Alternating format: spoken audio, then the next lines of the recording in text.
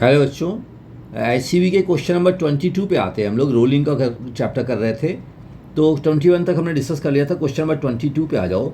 बोलो the angular velocity of the engine of a scooter is proportional to petrol input पर second. ठीक है, angular velocity is directly proportional to petrol input. ठीक है, ये दिया हुआ है क्वेश्चन में। ठीक है, the scooter is moving on A frictionless road. अब ये बड़ी इंपॉर्टेंट बात बता दी उसने कि फ्रिक्शनलेस रोड है विथ यूनिफॉर्म वेलोसिटी। ठीक है, if the petrol input is increase by 10%। अब देखो, पेट्रोल इनपुट बढ़ाओगे तो ओमेगा बढ़ जाएगा, लेकिन सरफेस फ्रिक्शनलेस है। आप ध्यान दो, सरफेस फ्रिक्शनलेस है, ओमेगा बढ़ने से फ्रिक्शन तो है ही नहीं, तो वेलोसिटी तो बढ़ेगी नहीं, वेलोसिटी रिमेन कांस्टेंट, है ना। क्योंकि ये जब बॉडी तेजी से रोटेट करती है, यहाँ पे फ्रिक्शन होता है, तो फ्रिक्शन ही इस बॉडी को एक्सलेट करता है। फ्रिक्शन कॉजेज एक्सेलेरेशन, ये बात समझो आप। इसका मतलब ये हुआ, if the petrol input is increase by 10%, linear velocity of the scooter is increase by, तो लीनियर वेलोसिटी में तो कोई चेंज आएगा ही नहीं, no change. Got the point.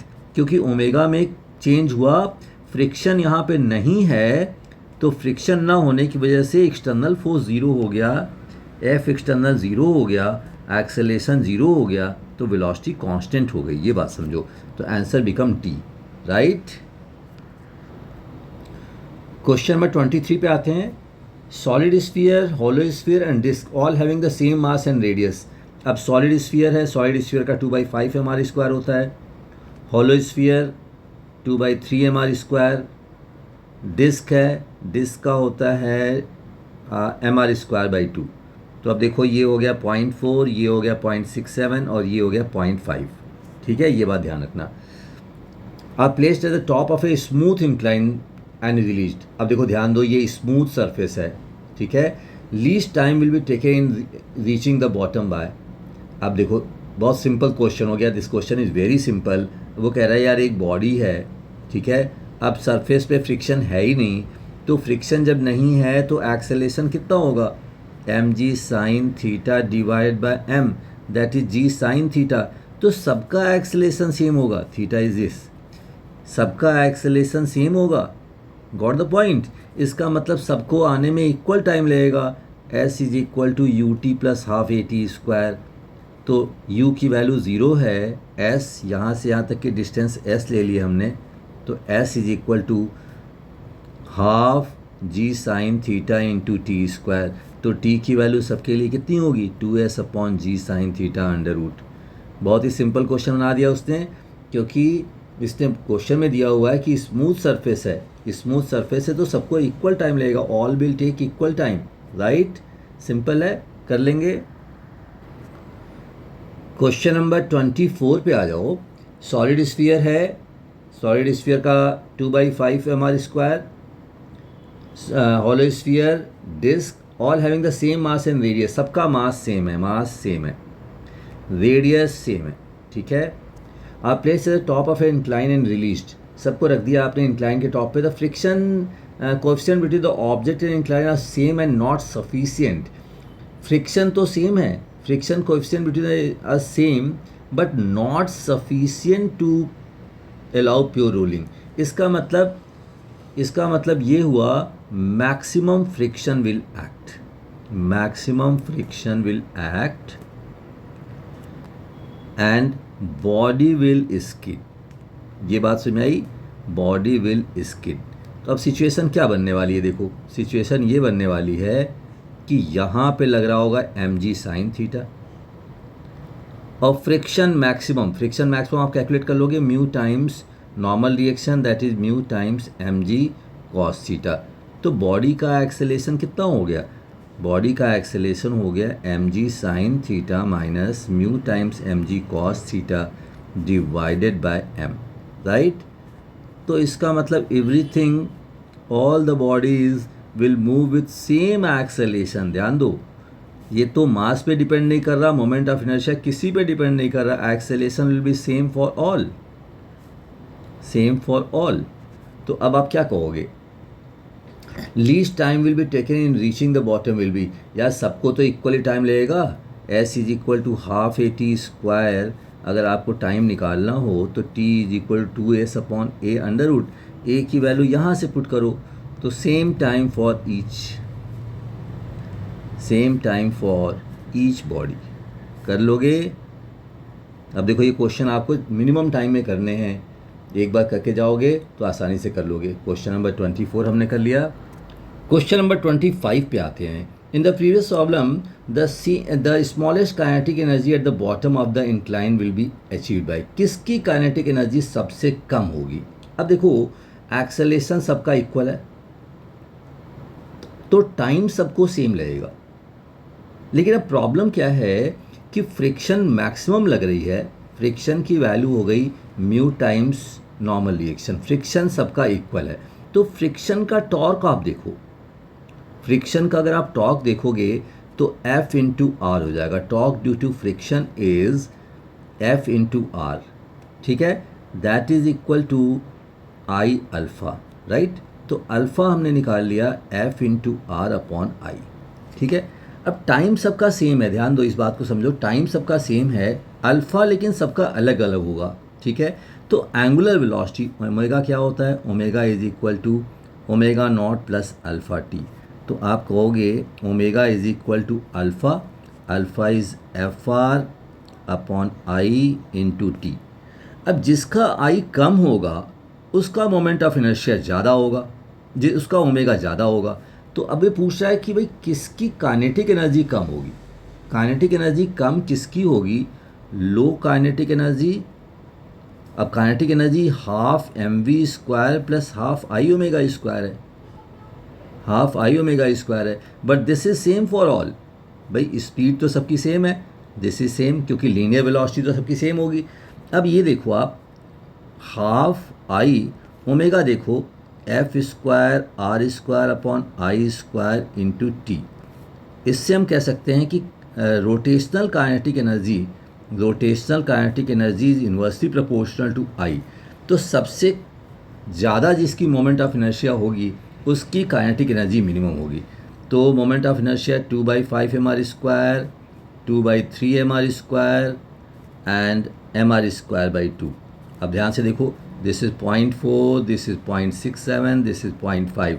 सबसे ज़्यादा मोमेंट ऑफ इनर्शिया इसकी है। तो rotational kinetic energy is minimum for hollow sphere, right?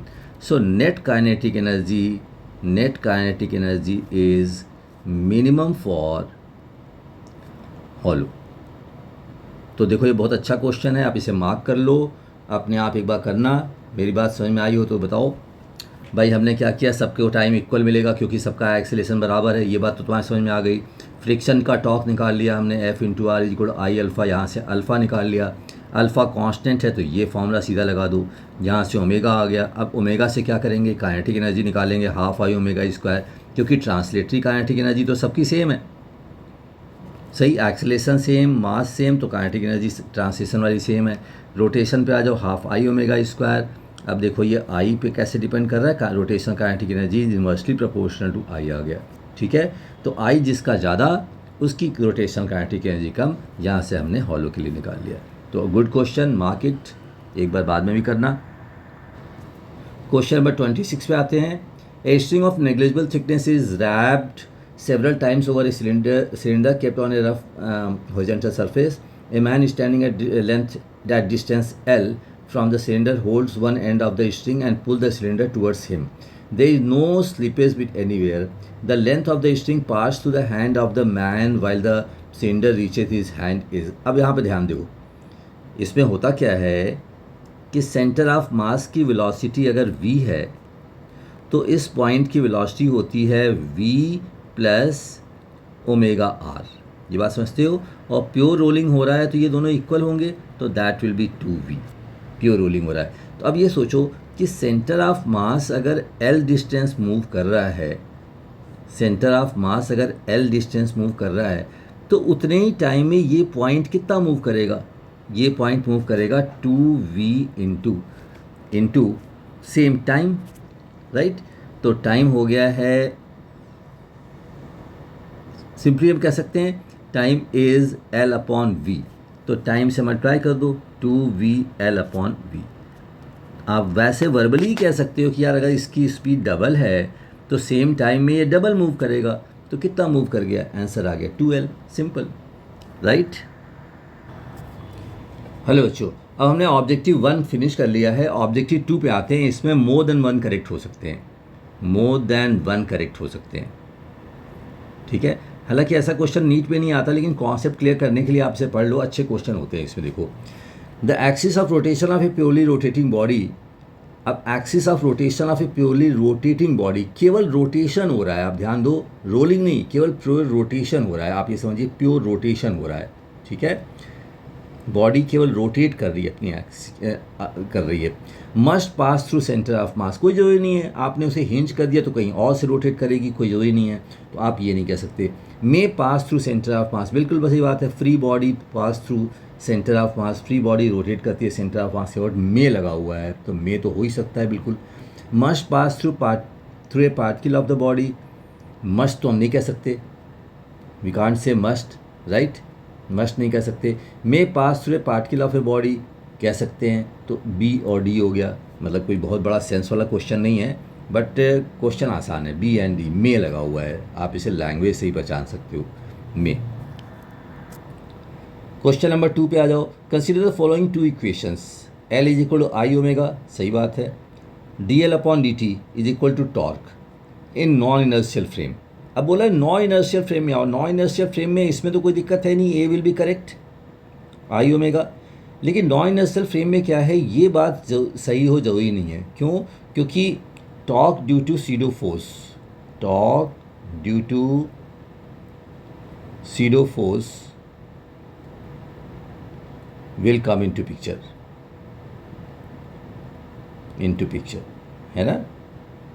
तो सीडो फोर्स का टॉर्क भी आपको कंसीडर करना पड़ जाएगा, इसलिए हम बी के बारे में नहीं कह सकते। So A is true but B is false. ध्यान दो, नॉन इनर्शियल फ्रेम में आपको सीडो फोर्स भी कंसीडर करना पड़ेगा, तो सीडो फोर्स अगर लग रहा है तो सीडो फोर्स के टॉर्क भी कंसीडर करने होंगे, ठीक है, ये पॉइंट नोट कर लो आप।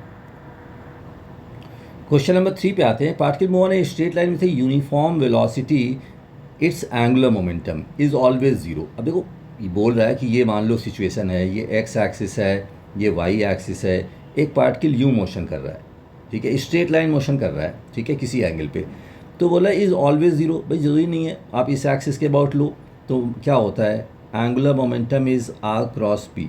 जब मैं इसे डिकोड करता हूँ तो ये वैल्यू आती है L is equal to momentum into perpendicular distance on line of action of momentum. मतलब जैसे ये मोमेंटम है तो m इंटू वी मोमेंटम हो गया, और यहाँ से अगर आप कैलकुलेट कर रहे हो तो ये परपेंडिकुलर डिस्टेंस हो गई, बात समझो, this is the perpendicular distance, ठीक है। अगर आप यहाँ से कैलकुलेट कर रहे हो तो ये परपेंडिकुलर डिस्टेंस हो जाएगी, मतलब perpendicular distance into m v, अगर केवल मैग्नीट्यूड की बात करें तो, ठीक है। Is zero about a point on the straight line, बिल्कुल सही बात है। अगर आप यहीं से कैलकुलेट कर रहे हो, समझो, अगर आप यहाँ से कैलकुलेट करोगे तो ज़ीरो हो जाएगा, ये बोल रहा है कि is zero about a point on the straight line, सही बात है। Is not zero about a point away from the straight line, सही बात है। अगर आप इसके अबाउट कैलकुलेट करोगे तो मोमेंटम इंटू परपेंडिकुलर डिस्टेंस, आप इसके अबाउट कैलकुलेट करोगे तो मोमेंटम इंटू परपेंडिकुलर डिस्टेंस, तब तो ज़ीरो नहीं होगा, बिल्कुल सही बात है। About any given point remain constant. अब देखो वैल्यू तो कांस्टेंट ही रहेगी, क्योंकि एम वी कांस्टेंट है, इसकी वेलोसिटी कांस्टेंट है, यूनिफॉर्म वेलोसिटी है, इसका मतलब इसकी डायरेक्शन फिक्स हो गई, तो परपेंडिकुलर डिस्टेंस फिक्स हो गया, मोमेंटम फिक्स हो गया, तो ये वैल्यू तो कांस्टेंट ही रहेगी। तो आंसर आ गया बी सी डी, ठीक है। तो अब जैसे इस क्वेश्चन में वो पूछ सकता है विच वन इज इनकरेक्ट, तो विच वन इज इनकरेक्ट, तो ये इनकरेक्ट हो गया, ये 3 सही है, ठीक है। अब क्वेश्चन नंबर 4 पे आ जाओ। If there is no external force acting on a non rigid body, या देखो नॉन रिजिड बॉडी बोल रहा है, नॉन रिजिड बॉडी मतलब जैसे एग है, रॉ एग, इस तरह की बात कर ले हम। If there is no external force acting on a non rigid body, which are the following quantity must remain constant. अब इनमें से कौन सा कांस्टेंट रहेगा यार, एक्सटर्नल फोर्स 0 है, एफ एक्सटर्नल ज़ीरो, तो ऑब्वियस सी बात है टॉर्क की वैल्यू भी ज़ीरो हो जाएगी। जब टॉर्क की वैल्यू ज़ीरो हो जाएगी तो एंगुलर मोमेंटम कंजर्व हो जाएगा, और वैसे ही लीनियर मोमेंटम भी कंजर्व रहेगा। ठीक है, इसका मतलब आंसर ए और बी आ गया। सिंपल बात, समझते हो ये बात? ठीक है, क्वेश्चन नंबर 5 पे आ जाओ। I A and I B the moment of inertia of the body about two axis A and B respectively. ठीक है, the axis A passes through centre of mass. I A basically बोल रहा है कि आई C M के बराबर है। ठीक है, and but b doesn't, b उसके बराबर नहीं है। तो आई बी अगर हम लिखें तो अगर पैरेलल एक्सिस थ्योरम लिखोगे तो I C M plus M D square हो जाएगा। अगर उसके पैरेलल है तो I A and I B are parallel, then I can say. ठीक है, I A is less than I B. I A and I B के बीच में रिलेशन हम बता नहीं सकते, क्योंकि ऐसा भी हो सकता है कि किसी और एक्सिस के अबाउट हो। जैसे ये देखो, ये मोमेंट ऑफ इनर्शिया हम कहते हैं इसके अबाउट, सेंटर ऑफ मास के about m r square by 2 है, लेकिन इसके about m r square by 4 हुआ। अब वो कह रहा है कि सेंटर ऑफ मास से नहीं पास करनी है, यहाँ से शिफ्ट कर लो, तो कम भी हो सकता है। तो जरूरी नहीं कि आई बी हमेशा आई ए से ज़्यादा हो। तो ऑप्शन ए तो मैं कह नहीं सकता। ऑप्शन बी पे आ जाओ। If I A is less than I B the axis are parallel, मतलब आई बी बड़ा होगा तो देखो ये अगर मैं यूज़ करूँ तो आप कह सकते हो बी इज़ करेक्ट, क्योंकि ऑब्वियस सी बात है ये क्वांटिटी तो पॉजिटिव ही होगी, निगेटिव तो हो नहीं सकती। जैसे पॉजिटिव क्वांटिटी तो आई बी आई ए से बड़ा ही होगा अगर पैरेलल ले लिया आपने तो। इफ़ एक्सिस आर पैरेलल, अगर एक्सिस पैरेलल है तो ए की वैल्यू सबसे छोटी होगी, कह सकते हैं। If axis are not parallel I A is greater than I b, ये तो हम नहीं कह सकते। एक्सिस आर नॉट पैरेलल तो आई ए और आई बी के बीच में हम रिलेशन बता नहीं सकते, तो केवल हम कह सकते हैं बी एंड सी। हम लोग कह सकते हैं b and c. Question number 6 पे आते हैं। A sphere is rotating about diameter, एक बॉडी है जो अपने डायमीटर के अबाउट, स्फीयर है अपनी डायमीटर के अबाउट रोटेट कर रही है, इसके अबाउट यूँ रोटेट कर रही है, ऐसे रोटेट कर रही है। The particle on the surface of the sphere do not have any linear acceleration. Particle on the surface of the sphere do not have any linear acceleration, ये तो आप नहीं कह सकते, क्योंकि जो पार्टिकल यहाँ पे होगा वो सर्कुलर मोशन कर रहा है तो इसके पास सेंटीपिटल एक्सेलरेशन तो होगा ही होगा। ठीक है, तो ये हम नहीं कह सकते। A I can't say. The particle on the diameter mention above do not have any linear acceleration on the diameter. अब जो पार्टिकल डायमीटर पे है ऑब्वियस सी बात है उसके पास तो एम ओमेगा स्क्वायर आर है ही नहीं, क्योंकि आर की वैल्यू ज़ीरो हो गई, या m v square by r की तो हम बात ही नहीं कर सकते क्योंकि उसकी वेलोसिटी ज़ीरो हो गई। तो b is perfectly correct. Different particle on the surface have different angular speed, नहीं हर पार्टिकल का ओमेगा सेम होता है, omega is same for each particle. बस कंडीशन ये है कि body must be rigid, body must be rigid. ठीक है, तो आप ये नहीं कह सकते। डी पे आ जाओ। All particles on the surface of the same linear velocity, नहीं उसकी वेलोसिटी ओमेगा इंटू आर होती है, ओमेगा सेम है और आर डिस्टेंस फ्रॉम एक्सिस है, डिस्टेंस फ्रॉम एक्सिस है, तो इसका मतलब आप इसको नहीं कह सकते। तो आंसर फाइनली मेरे पास आ गया, आंसर बी आ गया। राइट, आंसर बी आ गया, ये भी गलत हो गया। ठीक है, क्वेश्चन नंबर 7 पे आ जाओ। The density of a rod gradually decreases from one end to other end, मतलब कि ये रॉड है, अब इसकी डेंसिटी लेटस से ज़्यादा है, इसकी डेंसिटी हाई है और इसकी डेंसिटी लो है लेटस से। ठीक है, it is pivoted at one end so that it can move about a vertical axis through the pivot. Vertical axis के अबाउट मूव कर रही है, इसका मतलब क्या हुआ, ये हॉरिजॉन्टल प्लेन में मोशन कर रही है। Motion in horizontal plane, horizontal plane. पहले क्वेश्चन को आप समझ लो अच्छे से, मोशन इन हॉरिजॉन्टल प्लेन है। ठीक है, मोशन इन हॉरिजॉन्टल प्लेन। तो अब वो कह रहा है कि the horizontal force F is applied on the free end in a direction perpendicular to the rod. आप रॉड के परपेंडिकुलर फोर्स लगा रहे हो एफ। ठीक है, the quantity that do not depend on which end of the rod is pivoted are. Angular acceleration तो depend करेगा क्योंकि moment of inertia I into alpha is equal to torque, तो alpha की वैल्यू हो गई torque upon I. तो moment of inertia depend करेगा किस एक्सिस के अबाउट ये एंड की हुई है, क्योंकि मोमेंट ऑफ इनर्शिया दो बातों पे डिपेंड करता है, एक तो मास पे, एक डिस्ट्रीब्यूशन ऑफ मास का स्क्वायर पे, ठीक है। तो ये पार्ट तो सीधा ही गलत हो गया। Angular velocity when the rod complete one rotation, अब आई अगर डिपेंड कर रहा है तो ऑब्वियस सी बात है अल्फ़ा भी डिपेंड करेगा, alpha is depending upon this, तो ये पार्ट भी गलत हो गया क्योंकि एंगुलर वेलोसिटी अल्फ़ा से डिपेंडेंट है, ठीक है। तो अगर ए गलत हुआ तो बी भी गलत हो गया। Angular momentum about when the rod complete one rotation, तो एंगुलर मोमेंटम क्या हो गया, आई इंटू ओमेगा। अब आई इंटू ओमेगा अगर हम देखें तो ये भी डिपेंड कर रहा होगा। टॉर्क ऑफ अप्लाइड फोर्स, तो टॉर्क क्या होता है, परपेंडिकुलर डिस्टेंस इंटू फोर्स, तो ये बात सही है, ठीक है। सो टॉर्क तो सिर्फ एक बात पे डिपेंड करता है कि फोर्स कितना लग रहा है और परपेंडिकुलर डिस्टेंस क्या है, परपेंडिकुलर डिस्टेंस, ठीक है ना।